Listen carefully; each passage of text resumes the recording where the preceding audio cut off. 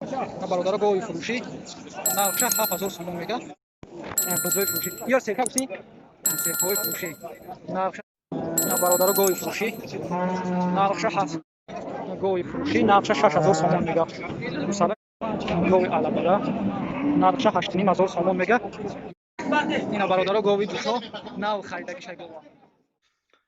السلام علیکم و رحمت الله و برکاته. برادرای عزیز خوش آمدید به کانال ما. در نوار امروزه گاوای شیردارانه بزوی فروشی حتما ویدیو نوار تا آخر تماشا کنید و هم کلاسی با بگیره بجه در کانال ما مهمان باشید. حتما پادپیسات کنید و در برش زنگوله میبره زنگوله را گریان کنید تا که هر یک ویدیو ما بخبر نمونید.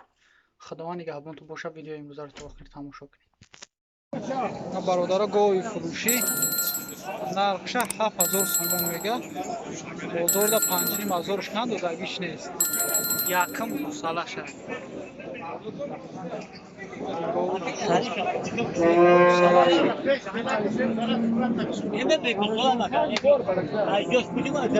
جوش نمیجه یکم ساله شد.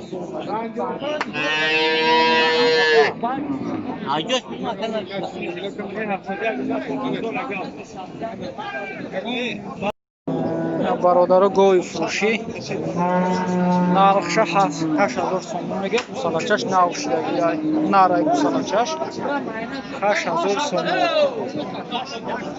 نرخش 8000 سوم میگه. بازار ده 7000 کند دیگه 8000 سوم نرخش.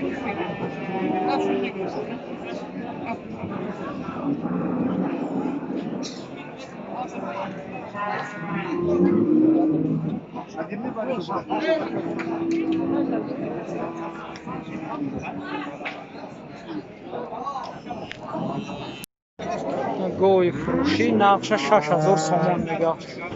گوسالش نیست. این شیر چند قای دوره اکا؟ 6 لیتر دوره. 6 لیتر شیر دوره برادر. نرخشه 6000 سوم میگه. گاوی جوشو 6 لیتر شیر.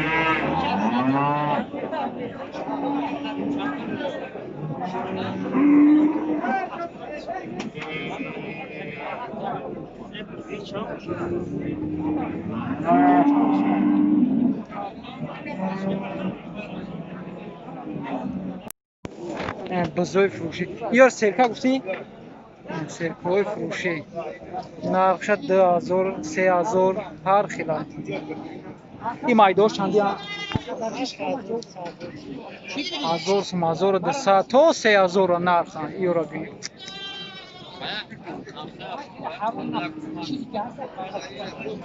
توری تکو بزوی کلمی زور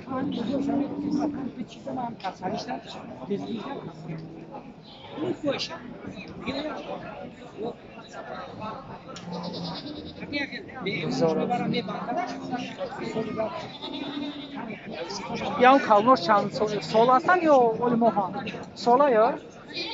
سال هم گذشتگی هم کلماش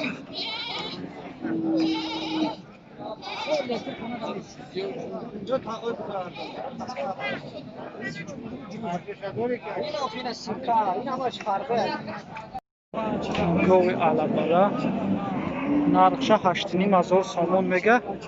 یک سطل شیر دوره. حاضر یک سطل شیر دوره.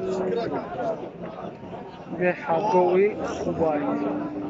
گاوی کلان خوبه.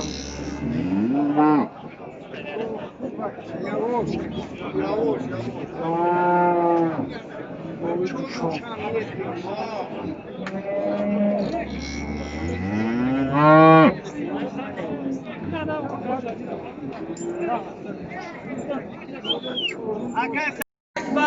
اینا برادر گاوی جوشو نو خریدگی شای گاوا 6500 خریده شه. نه 6500 خریدنش 5-6 لیتر شیر میگه دوره. گاوی جوشو این چند فروختنیش یکه؟ بازار میگه چند خیلی نفت کنم میخوام بفروشیم باشه